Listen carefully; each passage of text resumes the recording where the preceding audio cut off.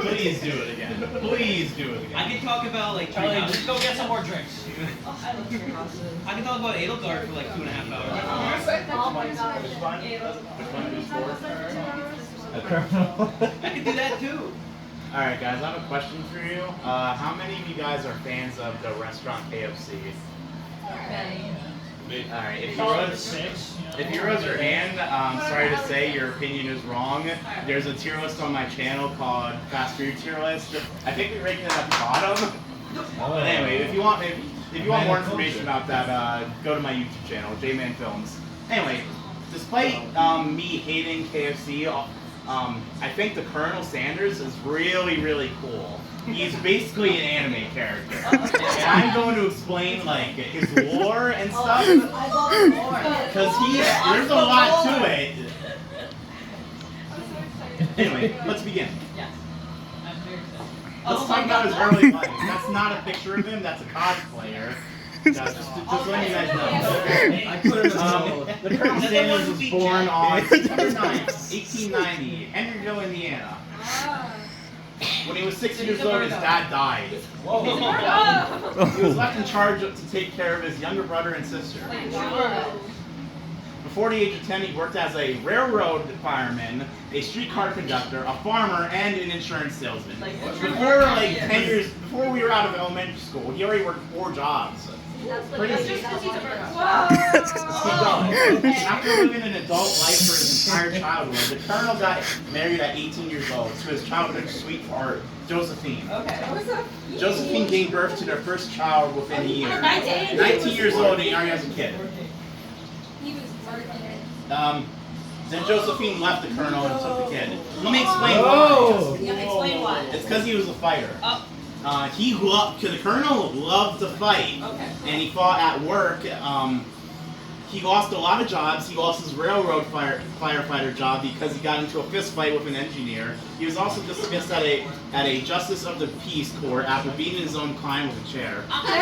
There's another story where he was at a barber and he apparently punched one of the clients there, and all of the what's it called? The like spray and stuff like flew off his face, which was kind of funny.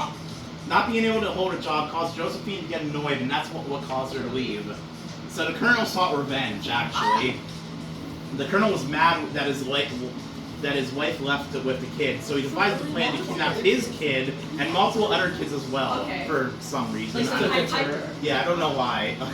His plan was to wait outside Josephine's parents' house in the bush until the kid came out and then snatch her. However, he got sick of waiting and went inside and reconciled with Josephine, and the couple was back together. Honestly, a really cute story. But after that, the gas station arc begins. The Colonel began managing a gas station in Kentucky in 1930. He began serving meals of chicken that quickly became a hit. We'll get into that later, actually. He then added a full cafeteria to the station and hired a woman named Claudia Pierce to run it. The Colonel's mistress. Claudia became the Colonel's mistress, and he made no attempt to hide it from Josephine. Josephine divorced the Colonel in 1947 for good. Oh, very progressive. The Colonel married Claudia in 1949, and then they stayed together forever. So all that work to get her back actually led to nothing. The Colonel's main antagonist, Matthew Stewart. Matthew Stewart was a rival gas station owner and began painting over the Colonel's highway signs, driving away business. The Colonel got pissed off and confronted him with his employees, which quickly turned into a shootout. During the shootout, Stewart killed one of his employees, so the Colonel ended up shooting him enough times until he was wounded enough until he gave up. Because Stewart killed somebody, he got arrested, which led to the Colonel Sanders getting a monopoly over the gas station industry in the area.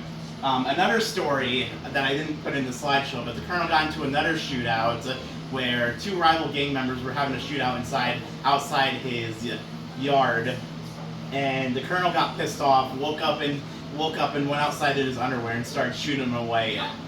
But anyway, that's a little off topic. Anyway, the Colonel's odd jobs. With Stewart out of the picture, he had a monopoly on the gas stations in the area. However, he got bored of this, actually. He started doing random odd jobs. One of these odd jobs was becoming a midwife and began delivering babies across the country. This led him to getting the title of Kentucky, actually, which is the highest ranking title you can get as a civilian. The Colonel on the Manhattan Project. Oh my god. One of the Colonel's odd jobs was working as a cafeteria manager for a research facility in Oak Ridge, Tennessee. This research site happened to be managing was making uranium-235, which is a vital component of the bomb called Little Boy. This is the bomb that was dropped during Hiroshima, was one of the main things that ended World War II. So basically, Colonel Sanders had a big part in ending World War II, which is crazy. Now let's talk about how he almost killed himself. The Colonel retired when he was 65 and didn't have a purpose in life. He began to contemplate suicide. However, he decided to take a chance on building a fast food empire instead. This is actually not real, by the way. There's no evidence that the Colonel tried to kill himself. The company, KFC, enjoyed this myth and like built on it as like their origin story. But that's not real. Let me tell you the real story. An interstate highway was built, which essentially killed the Colonel's gas station, forcing the Colonel to change careers. So he started driving around in his car. Actually, no, that's later. Sorry. He pitched an idea for a restaurant franchise to an investor and convinced him to take it. And he convinced him by taking him to a grocery store, buying the ingredients, and making him a meal out of his own kitchen. That convinced him, and the first Kentucky Fried Chicken opened in Salt Lake City in 1952. And let's talk about how he built the empire. He began traveling the company looking for more investors. He made and sold chicken from the back of his car and sold it to people to gain traction. The traction led to investors, and more investors built restaurants. So more Kentucky Fried Chickens were built because of this. He also slept in the back of his car to save time and money. And he did this for 12 years. KFC grows. By 1964, KFC had over 600 franchises across the country. That same year, he sold the company for $2 million. Sanders continued to appear in commercials and be a spokesperson for KFC. A couple of years later, Colonel actually hates KFC now.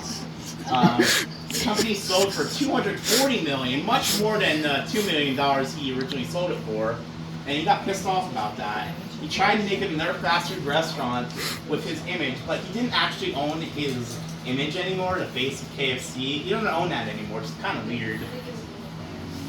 And he would walk into KFCs and start throwing food on the ground and yell at people. Anyway, the Colonel died in December 16th, 1980, at the age of 90. And that's it. That's the end. Yeah. So there's your Colonel Sanders War. If you guys were interested, I hope you guys enjoyed. Can we do a just? No, we don't.